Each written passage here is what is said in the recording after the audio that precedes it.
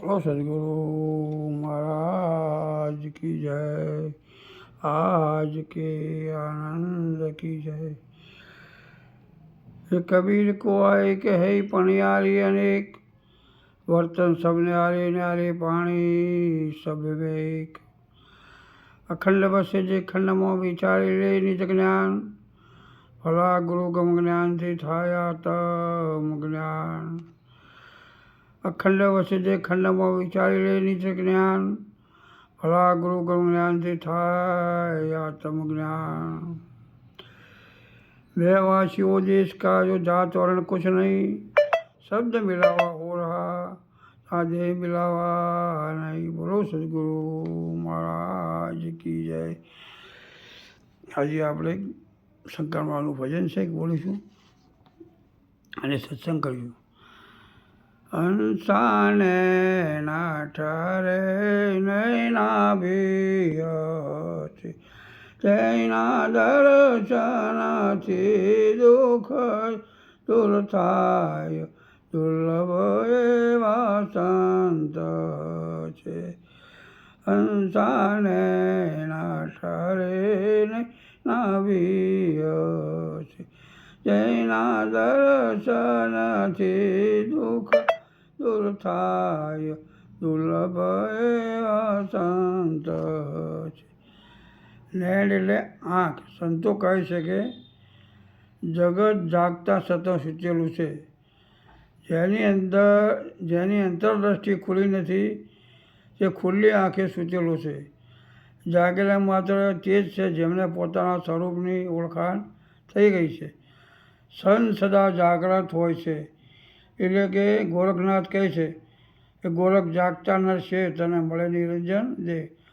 આવા જાગ્રત સંત મહાપુરુષની કૃપા થતાં શુદ્ધ અંતઃકરણવાળા પુરુષની આંતરિક ચેતના જાગી જાય છે. શું જાગી જાય છે? એમની આંતરિક ચેતના જાગે. આંતરિક ચેતના જાગે તો જ આ વાત સમજાય છે અને તેને જાણતા જ્ઞાન ખીલી ઉઠે છે. આંતરિક જ્ઞાન આત્માનંદની તૃપ્તિ પામતો નાભી પૂર્ણાનંદથી પુલકિત થઈ ઉઠે છે. એટલે કે આનંદ પોતાના સ્વરૂપમાં આઠે બોર આનંદ થઈ જાય. પછી કોઈ વાત બાકી રહેતું, જ્યાં જુઓ ત્યાં પોતાના સ્વરૂપ બીજું કોઈ છે નહીં. એટલે એનો જ આનંદ અંદર વર્તાઈ રહ્યો છે. આગળ કહે છે હંસા ભમારી જેવી રે જેની ભાવના, કરે પોતાના રૂપે રાજી થાય. દુર્લભ એવા સંત છે. ભમરી પોતે ભમરીને જન્મ આપતી નથી, પરંતુ તે એક માટીનું દર બનાવે છે. બહારથી કોઈ ઈયળને ગોતી લાવે છે અને ઈયળને ડંખ મારે છે. જે ઈયળ ડંખ મારતા ઊંચી થાય તે જ ઈયળને ફરી ડંખ મારી તેને બનાવેલ દરમાં પૂરી દઈ અને બંધ કરી દે છે. હવે દરમાં ભરાયેલી ઈયળ તેને થયેલા ડંખથી વારંવાર વેદના અનુભવે છે. તેથી બહાર નીકળી શકતી નથી. અને ભમરી આવી જશે અને બીજો ડંખ ન મારે તે ભયથી તે અને ભમરી ત્યાં આજુબાજુ ગુણગુણાટ કરતી હોય છે. એ સતત ભમરીનું ચિંતન કરે છે અને તેની સમગ્ર ચેતના ભમરીમાં થઈ જાય. શું થઈ જાય છે? એમની સમગ્ર ચેતના ભમરીમાં થઈ જાય છે. એટલે આ આત્યાંતિક ચિંતનથી અને ધર્મો જ ભમરી બની જાય છે. શું બની જાય છે? ઈયળમાંથી ભમરી બની જાય છે. અહીં સદગુરુ પણ જે વાળા શિષ્યને બોધરૂપ ડંખ મારી પોતાનું જન્મ મરણનો ભય અને હું શરીર છું તે ભાવમાંથી મુક્ત કરે. શું કરે છે? હું આ શરીર નથી, હું શુદ્ધ સચ્ચિદાનંદ સ્વરૂપ, એમ પોતાના સ્વરૂપની ઓળખાણ કરાવે છે અને અમર બનાવી દે છે. એટલે પોતાના રૂપ સદગુરુ બનાવે છે. સદગુરુ શું બનાવે છે? પોતાના રૂપ બનાવી દે છે. એમને જે કંઈ જાણ્યું છે, જે કંઈ અનુભવ કરે છે, બધું જ પોતાને સમજાવી તે સ્વરૂપમય બનાવે છે.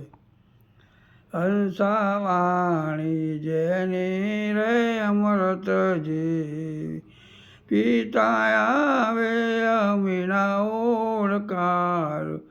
દુર્લભ એવા સંત છે. એ વાણીની મીઠાશ વર્ણી છે, પણ મીઠી મધ જેવી નહીં, પણ વાણી અમૃત જેવી એમ કહ્યું છે. મધ જેવી વાણી જગતની છે અને તે સ્વાદ પીડિત છે. પરંતુ સંતોની વાણી સુધારક જેવી હોય છે. પીતા હવે જ કંઠ નીચે ઉતરતો પીનાર અમર તત્વને પામી જાય છે. અને પીધા પછી એને ઓડકાર પણ અમીને આવે છે.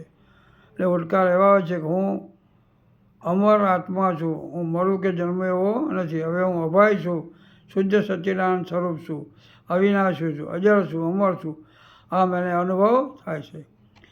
હંસા નિર્મળ તારે જૈના નેણામાં દોષ દ્રષ્ટિ ના હોય લગાર દુર્લભ એવા સંત. નિર્મળતા એટલે જેમાં મલિનતા અથવા મેલ નથી. સંસારની ઉત્પત્તિ શુદ્ધ આત્મ સ્વરૂપની વિસ્મૃતિ છે. શું થઈ જાય? વિસ્મૃતિ થઈ છે. પરમાત્માએ જગત રચ્યું નથી પણ કલ્પ્યું છે. પરમાત્માએ માયાનું આવરણ ઓઢીને પોતે જગતરૂપ બન્યા છે, અથવા તેમણે પોતાનામાં જગતને કલ્પ્યું છે, એટલે કે જોયું છે. જેમ ઊંઘમાં સપનાની દુનિયા જોઈએ એમ સપનું આપણી ચેતનાની અંદર પેદા થતી ચિત્ત વિક્ષેપના કારણે દેખાય છે.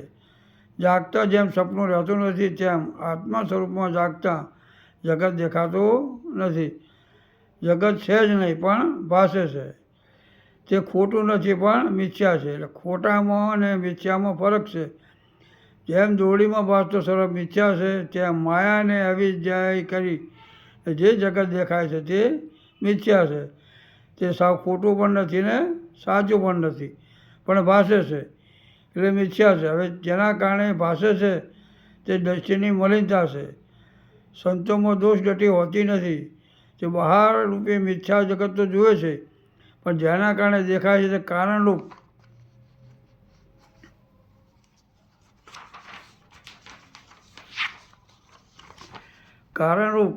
પરમાત્માનું સ્વરૂપ ક્ષણવાર માટે તેમને દ્રષ્ટિથી ઓઝલ થતું નથી.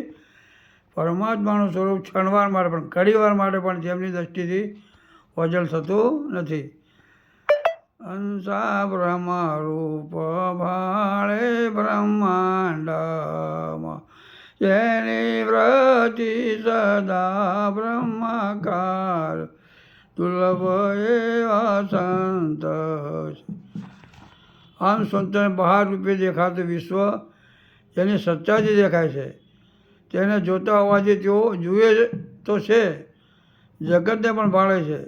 અને જગપતિની નજરે દેખાતા સંપૂર્ણ ચરાચર વિશ્વમાં નામ રૂપ ગુણને બાદ કરતા સર્વત્ર વ્યાપી રહેલી ચૈતન્ય શક્તિને નિહાળે છે.